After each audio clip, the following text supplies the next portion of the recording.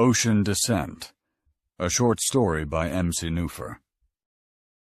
Sea surges rocked the Vale too as it pushed past quay walls into the Gulf, cutting into the morning offshore breeze of misty drizzle. Harrison leaned against the tank racks on the dive deck to steady himself against the rolls and dips as he inspected the tether reels his life depended on. Looking up, he squinted at the seabirds wheeling overhead, at those flying rats that crapped all over the deck every time the ship left port. After Emily died, he'd waited 4 months before coming back to work. In those months he cursed the sad, covered casseroles delivered by people he barely knew, delivered as an excuse to snoop. This morning he cursed the wind, whipping salt spray, stinging his eyes. Today is the start of a 2-day run to Starspar 146. The company was contracted to detach the pipeline from the wellhead before the platform lifted off the sea floor. Harrison had been to 14 years before. Even then, it had been a barnacle-encrusted hulk pumping out quality crude. He remembered support columns, seeming to be more weld bead and wound cable straps than original metal. Surprised it hadn't collapsed yet. Surprised he gave a shit about it.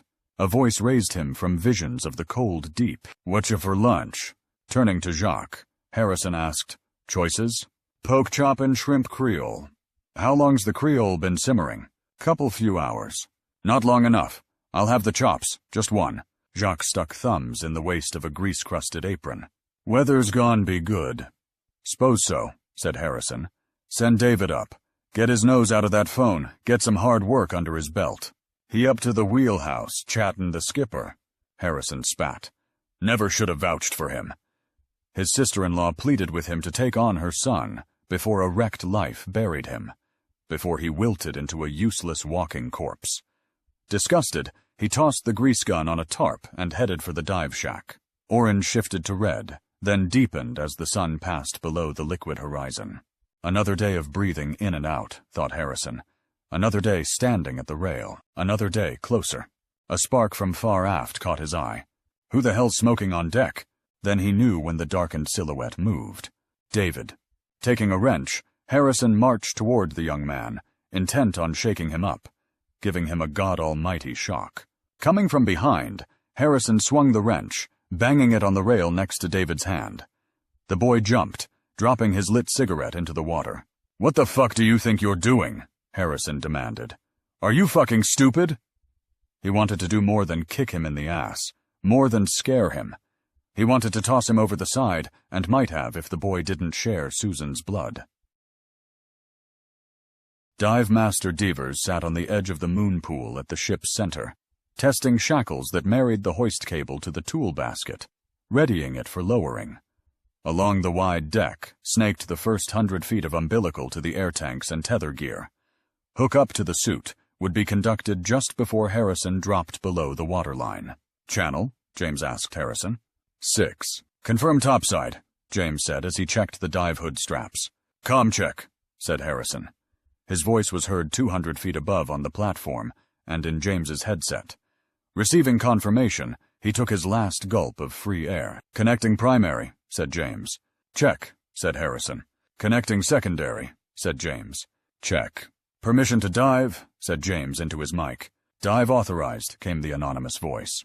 The dive flag was hoisted. Using hand signals to the man in the crane cab, Devers supervised the basket swing-out and lowering preceding Harrison's dive. The hoist reel squealed as it always did, familiar to those on deck. 10 minutes after the basket touched down, Harrison was lifted and positioned over the center of the moon pool. Thumbs up was sufficient permission to dip him into the salty dark. Every 50 feet of cable play was called out over the radio, with a check response from Harrison and the operations observer at the edge of the rig platform. At 100 feet, Harrison switched on his helmet lamp. At 300, he saw light from the gear basket on the muddy bottom. The spot where surface light fades, the turnover point, was called the Big Squeeze.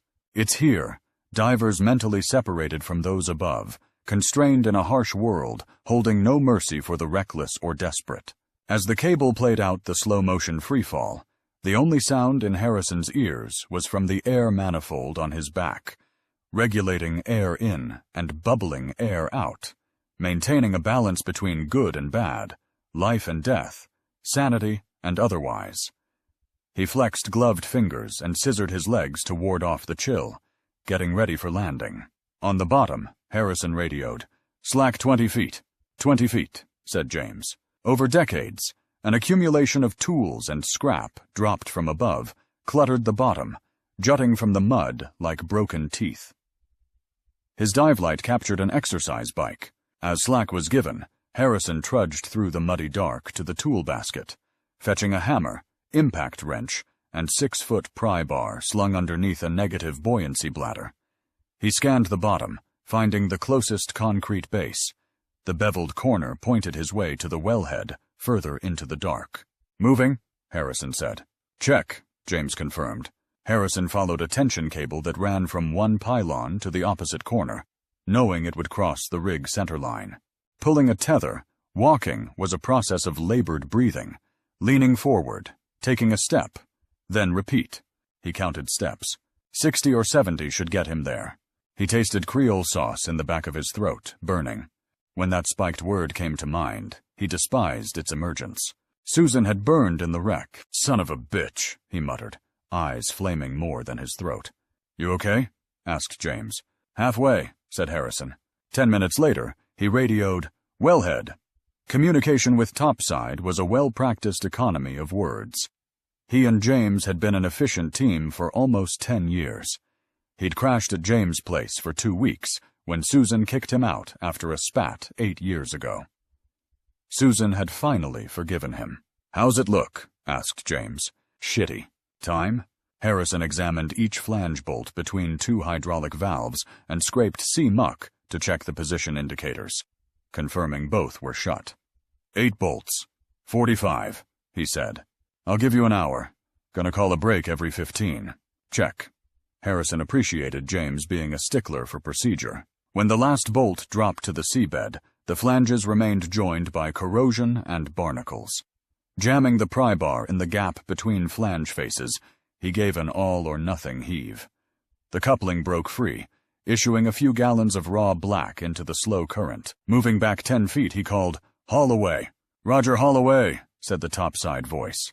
As the flexible pipeline lifted in preparation for attachment to a buoy, Harrison craned his head back as far as his helmet allowed. There would be no reason for anyone to come down to this spot again, now his private territorial waters. Up there was lifeless air without Susan. Down here was clemency. Harrison switched off his light.